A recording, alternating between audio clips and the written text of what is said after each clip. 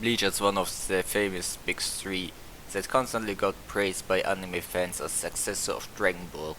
You can see the inspiration of various great anime like Yu Yu Hakusho and Saint Seiya. If you like Saint Seiya, it wouldn't be surprising if you like Bleach and vice versa, since they have similar arc structures and stories.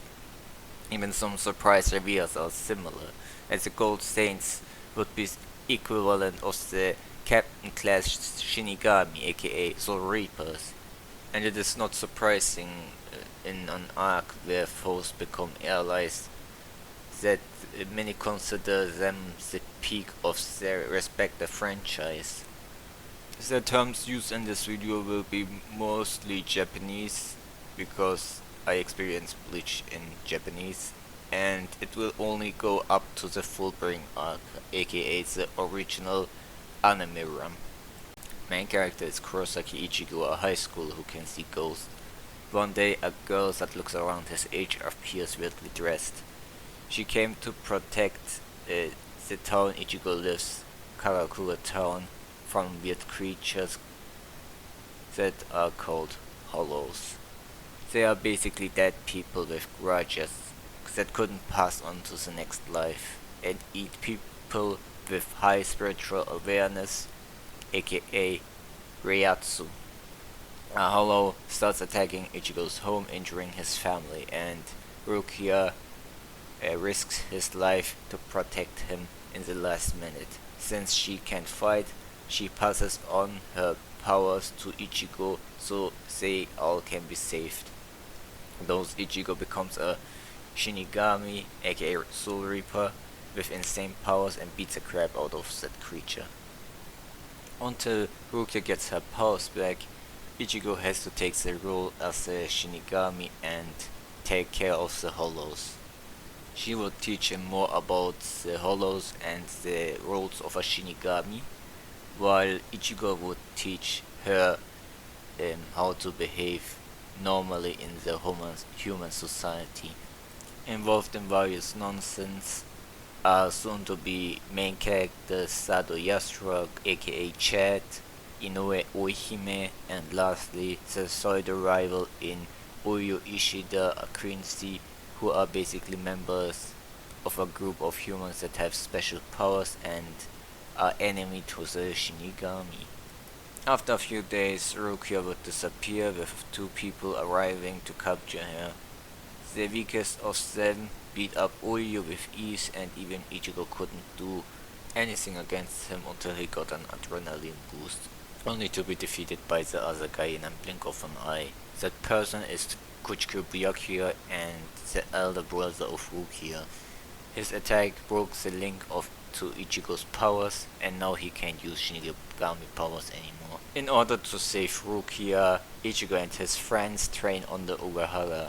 Ichigo gets a new set of Shinigami powers, Sado and Inoue, who awakens their hidden powers from their skills, and Ishida wears a glow that increases his powers, I guess. They invade Soul Society, the stronghold of the Shinigami. Our Shinigami that are seated officers are able to release the true power of the sword, that are called the Sanpaku.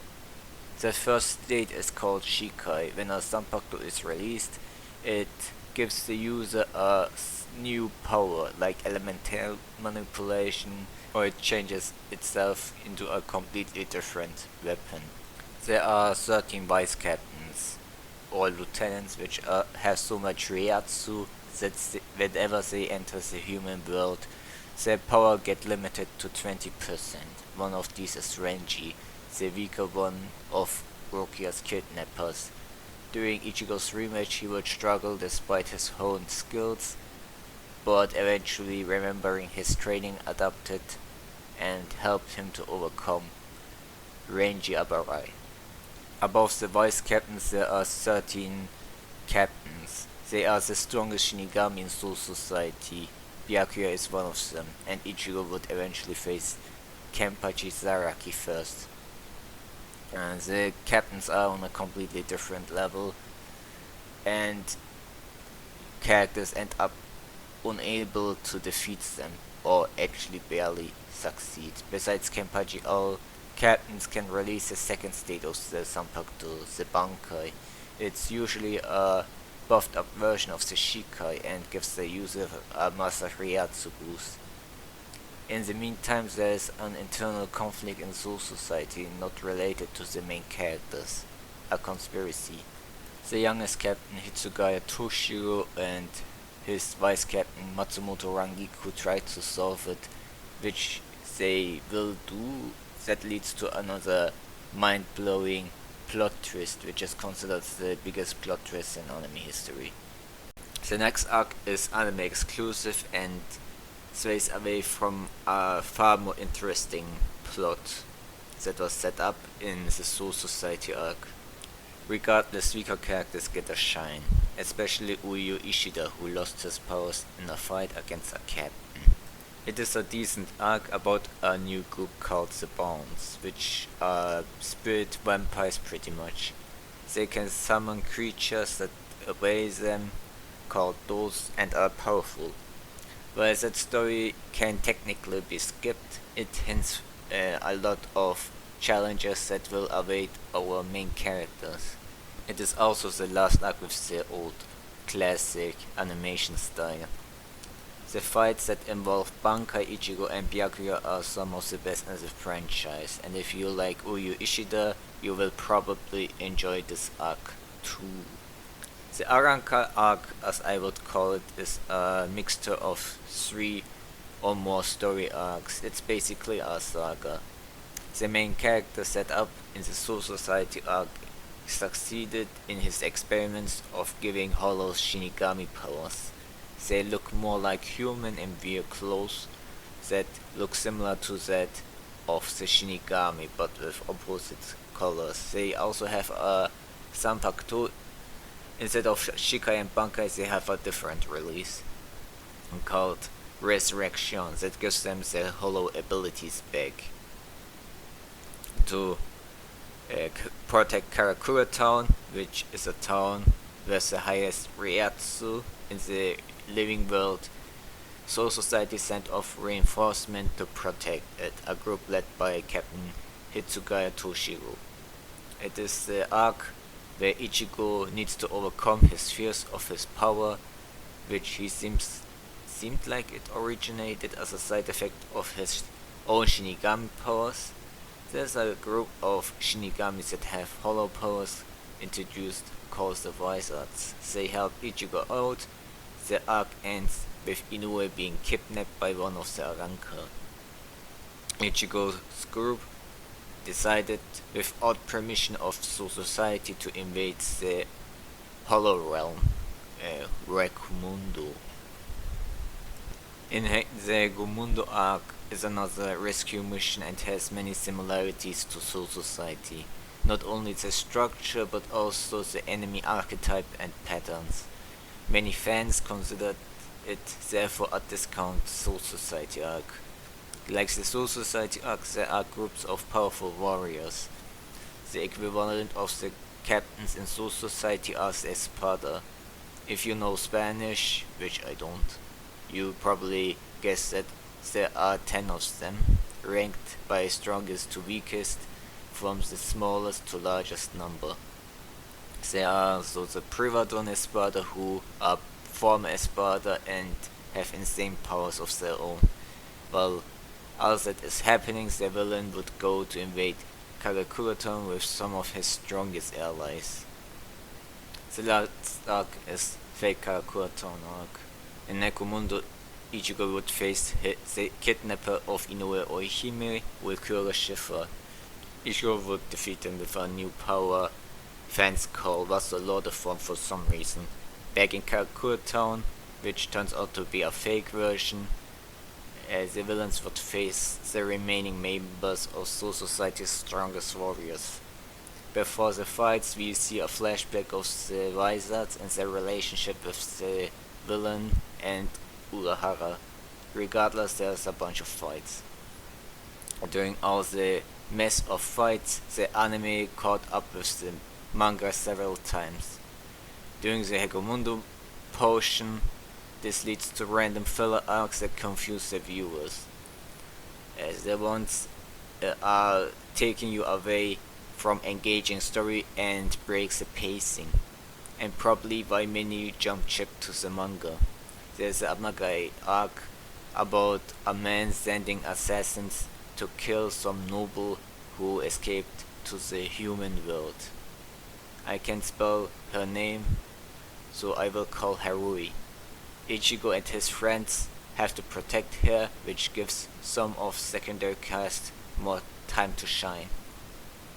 Things would lead them to Soul Society where they have to rescue Rui again, clean up some misunderstandings because Soul Society politics are shit, kinda like our world sometimes.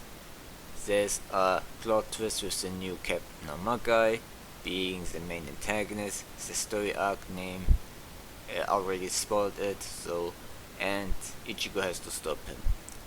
The next filler arc is called Zanpakuto Rebellion arc, where a Zanpakuto spirit materializes because Zanpakuto are living beings with their own personality and independence. He brainwashes the other Zanpakuto, turning them against the Shinigami. Goal is to stop that Zanpakuto spirit. Then there's a mini arc about spirits that went berserk and have Bankai tier power, but it was awful. Back to Fate Karakura Town, where we will get some interruptions with random side stories and fillers. The Aranka are about to win only for the Wizards to show up and overwhelm the enemies again, until the main villain had enough and beats the strongest Espada himself and flexed his power. Ichigo enters the fray and didn't manage to do jack shit. The main villain doesn't even fight him but roasts the hell out of him. After everyone seems to be defeated, the main villain decides to mindfuck the main character and Urahara and his friends appear to rescue him. The main villain would reveal his power and beat them up before going to Soul Society. In the meantime, Ichigo trains in the not hyperbolic time chamber, where 1 hour is several months, to learn from his Zanpakuto spirit a hidden technique to beat the bad guy.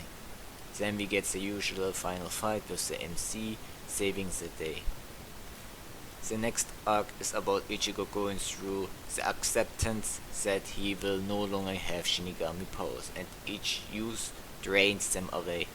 A new girl needs to be rescued by the Clone Wars, Reigai, a group of modified souls that look like Shinigami we already know and love.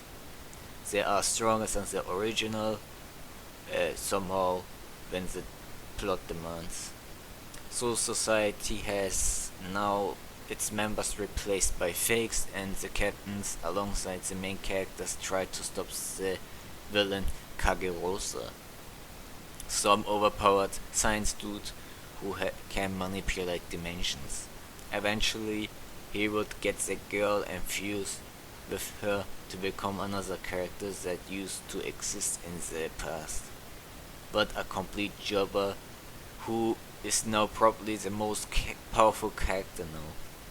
Ichigo and his friends would fight him together, giving a visually really pleasing team battle. This is the first time, and the first team battle with the main characters involved against the final opponent, and none of the captains are involved for once. The final arc is considered the worst canon arc, which is the Fullbring arc. It honestly feels like filler after everything we went through. So 17 months passed since the last fight against the villain whose name we shall not mention. Ichigo doesn't know what he wants and has no longer Shinigami powers. Eventually he would get approached by a Fullbring named Ginjo. These Fullbrings are a group that gain spiritual powers similar to Sado and Inoue Oihime. Sado is apparently a member of that group. Their goal is to give Ichigo his powers back to make themselves stronger. So Ichigo would get his Fullbring on his own. Suddenly a Fullbring who's supposed to be the enemy of the other Fullbring appears and has broken powers to brainwash people with his bookmark and which can turn into a sword. Then we get a plot twist at the end. Everybody honestly saw coming to mindfuck Ichigo while taking his powers he worked for, only for him to get new powers in a few seconds, making the entire shit pointless. We get a final fight with some captains that came to steal the show. Now to the characters, I think when it comes to characters, Bleach is probably one of the ones you will definitely like. Be it in personality, design or powers. There are a lot of creativity, but the most liked characters usually are the captains, vice captains and their brother. There's a good reason for that. The main cast is really getting neglected by the author, and they get overshadowed by these new powerful foes. Ichigo had a strong start. He doesn't like people picking fights with him, his family or his friends. He has a sense of justice because of the death of his mother, but he has fears and won't go endangering his fight for anyone's sake, but his own personal reason. One of the reasons he didn't want to help Rukia despite getting powers from her. His reasoning for saving Rukia also makes the Soul Society arc so interesting. He doesn't consider Rukia a lover nor a close friend. He doesn't know anything about her, but he owes her his life and his family's life. Getting confidence over the course of this arc and putting his life on the line to stop Soul Society's system made him really shine. But from here on, it goes downhill. Ichigo would always be in despair, or mindfucked, ending up losing fights he should win. It worked at the start, but it keeps happening over and over again to the point it gets repetitive. Inoue Oihime is one of the characters most people hate. She started as a strong, as happy-to-go-lucky character. Eventually she gets powers and goes to Soul Society where she doesn't stand out like all the other members. She is basically comic relief and has a crush on the main character.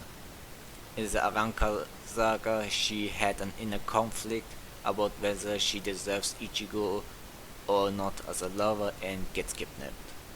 She was pretty much forced to go with mental manipulation in a way actually people believe that she went on her own will.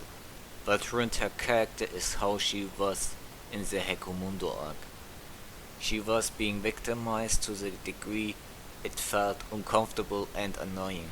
The main villain intended to use her powers to speed up his plot device, and Oishime intended to use her powers to erase the plot device out of existence. Neither happened.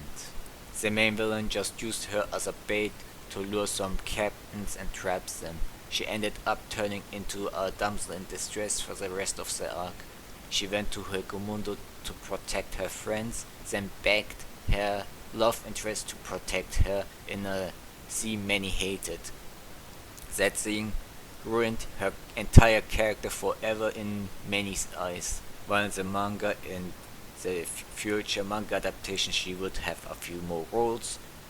Nobody acknowledges them because they are these minor and other characters can do the same. In the anime arcs many consider filler, she has a few more useful scenes like saving Rukia from a brainwashing flower fox. Sado has a strong character arc in the Substitute Soul Reaper arc. We don't learn much about Sado except his relationship with Ichigo and his grandfather. The reason he fights and why he fights.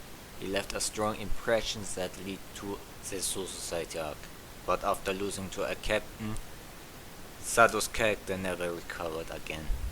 He would be a minor character and then jump to another stronger foe.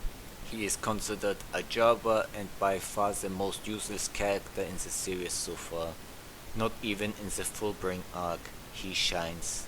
where the power scaling is really low.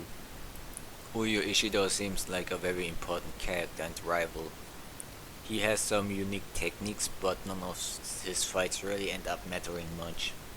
In the final arc of the manga, he's supposed to have an important role. Wonder how that will turn out.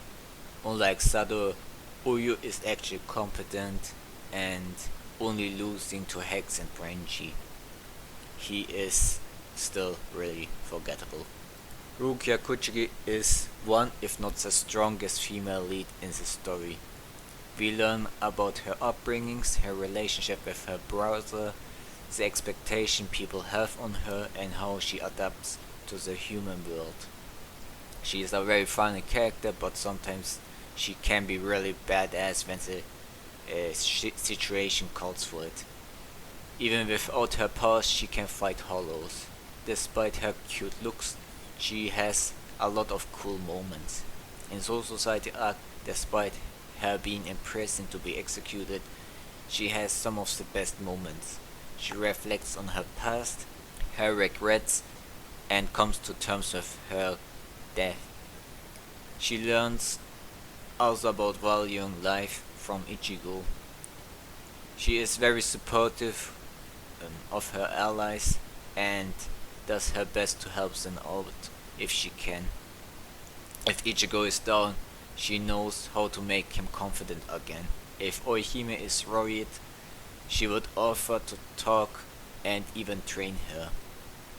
Ranger Abarai is somewhat of a pseudo-rival. He and Ishida have similar roles, but Ranji isn't analytic.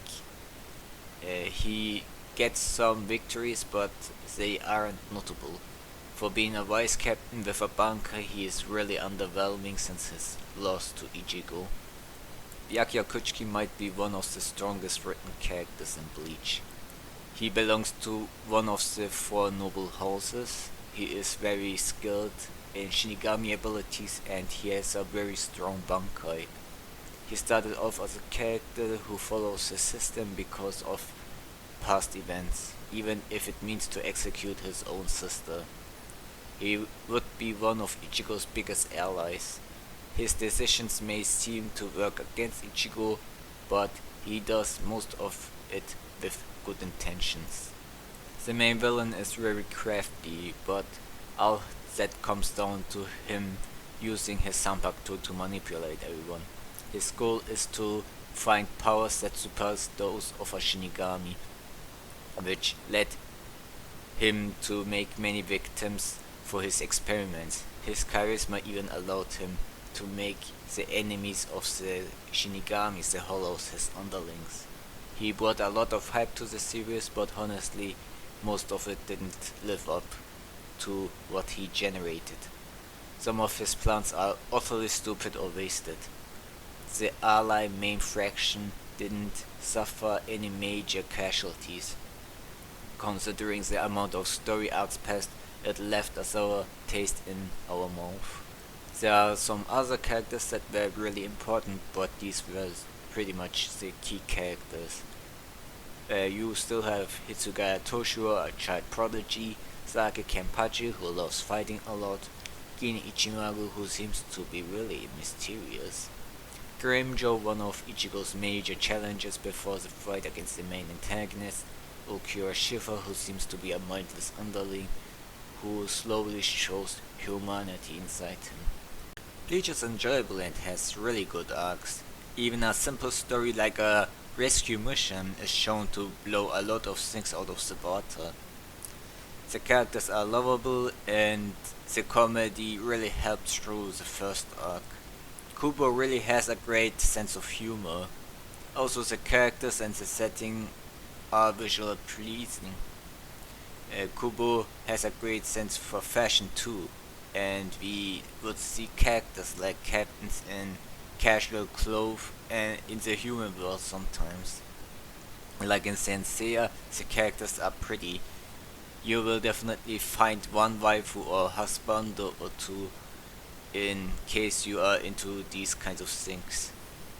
Regarding music, Number 1 is iconic. Cringe the Craft and Hollow Fight are really good OST. The openings are comparatively on the weaker side, but there are some really good ones. My personal favorite is opening 6. But some criticism, I feel the Arankal arc really crumbled in its complexity.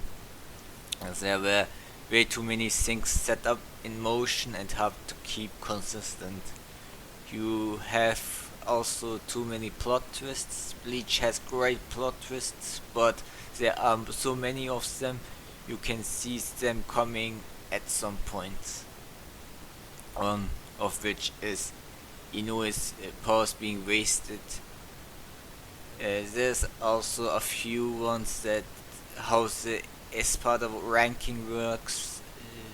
The main cast really gets shafted. Ichigo obviously does the most. Sado, Uyu, Orihime, and even Renji are almost useless outside of filler. The human world cast would be taken out of the story and nothing much would have been missed. Nothing would have changed in Ishida, Orihime, or if Sado lost, died, or won. Ganju and Hanataro did more for Ichigo's success in Soul Society than they did. After that, the captains keep stealing the show. Lastly, the Hollows became generic monsters. At the start of the series, they were humans that passed away and became corrupted. They tried to fill the emptiness where their hearts used to be by consuming humans and spirits with high spiritual pressure. It also makes Arankal stand in a weird position since they are hollows that got Shinigamified. Aranka seem to act like Shinigami with different skills than hollows. And some of the highest ranked ones are very concerned with things that not related with consuming souls anymore. Some of them have actual honor in fighting their opponents at their best and being respectful in certain regards despite being assholes. But as hollows were portrayed in the beginning of the series, they were playful but were not looking for a fair fight. It begs the question if the Shinigamification has something to do with it, but even Hollow Fight Shinigami don't act like hollows unless we are consumed unless they are consumed by the inner hollow. There are also way too many characters. Unlike in Dragon Ball, they aren't all useless, as the power gap in Bleach is relatively small. They can use their abilities to compensate. Captains and vice captains usually do a lot of the heavy lifting. Urahara creates a lot of things that really help out in the fights, but you also have the Visors, which were former vice captains and captains, but they only exist to job or pad out the runtime. Similarly to some other vice captains, one of them did manage to get a victory against a major threat, but that's pretty much what they are capable of. They get shafted easy to keep the story moving. For instance, Kensei, who released his Bankai for the first time, has been defeated off screen. The top Espada didn't live up to Ulkira's hype. Two of them lost rather easily despite showing some competence, and the other just had hex powers to destroy anything he touches. Last arc felt like a waste of time. This is like the second time Ichigo lost his powers only to get new ones again, then lost it again. And to overcome that, he immediately gets new powers. So you are wondering what was the point of him losing the power so easily. And what was all the nonsense about him training when he could have gotten his power at any point in the series. It renders the final gets attention also meaningless. Final filler arcs are a pain and the reason people jump ship to the manga. Bleach is one of few examples that made people believe manga are better than anime, since filler can ruin the perception of the series. While a story doesn't need to be adapted faithfully to be good, in Bleach case the anime staff is responsible that they couldn't craft a capable story or adapt Kubo's writing style and pacing. The random filler arcs really take you out of the story. No matter how good these arcs would have been, it would have made people dislike them. But the final fights in these arcs are still good. Overall, Bleach is a fine series. Its highs are really high, but when it comes to its lows, they are near bottom low. Lots of lovable characters, looks great, has a great soundtrack.